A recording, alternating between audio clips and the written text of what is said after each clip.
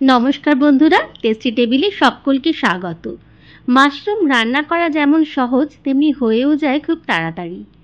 Mushroom দিয়ে সাধারণত starter item আর snacks আইটেমই বেশি ভালো হয়, কিন্তু আজকে আমি যে রেসিপিটি শেয়ার করব সেটা লাঞ্চ বা ডিনারে আপনি অনায়াসে সার্ভ করতে পারবেন। Creamy butter garlic mushroom. এর জন্য আমি মাশরুম নিয়ে নিয়েছি।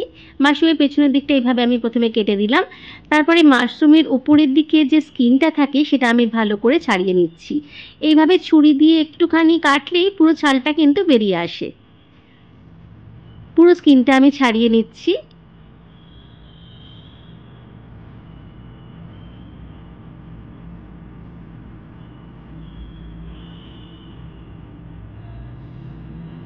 এইবারে আমি লম্বা লম্বা করে কেটে নেব। ঠিক এইভাবে লম্বা লম্বা করে মাশরুমটা আমি কেটে নিচ্ছি।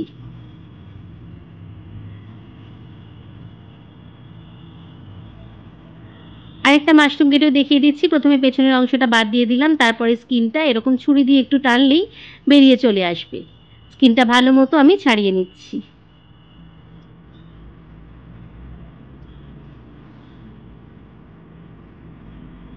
তারপরে লম্বা লম্বা করে কেটে নিচ্ছি। ঠিক এইভাবে আমি সমস্ত মাশরুমগুলো কেটে নেব।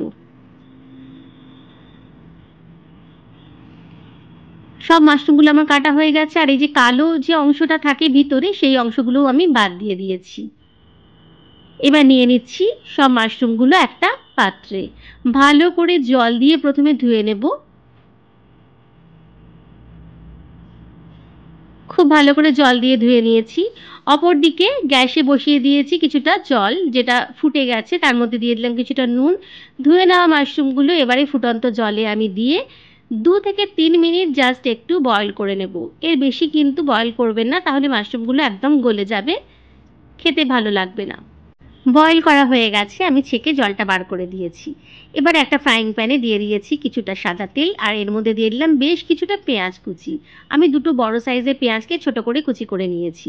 হালকা একটু তেলের মধ্যে ফ্রাই করে নিচ্ছি পেঁয়াজটা। খুব বেশি লাল করা যাবে না, এরকম ঠিক এরকম থাকবে, হালকা হালকা ব্রাউন। পেঁয়াজটা আমি তুলে রাখছি অন্য একটা পাত্রে।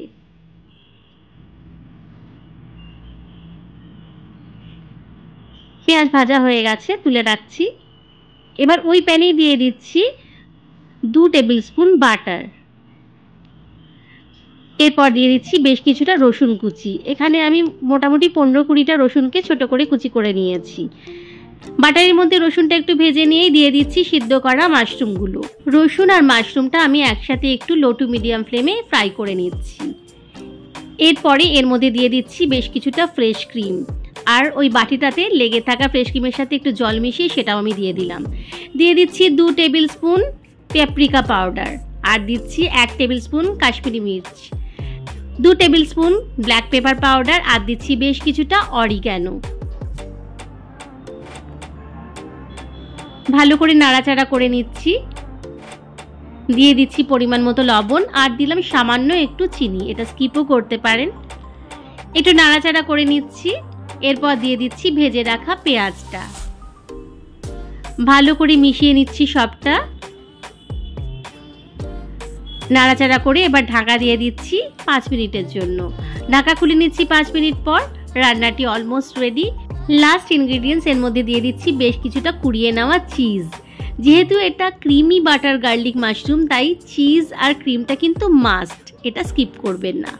রান্নাটা আমার রেডি। স্ট্যান্ডিং টাইমে রেখে গরম গরম পরিবেশন করুন ক্রিমি বাটার গার্লিক মাশরুম। ব্রেডের সাথে খেতে খুব ভালো লাগে, এছাড়াও ফ্রাইড রাইস, পোলাও এর সাথেও আপনি খেতে পারেন।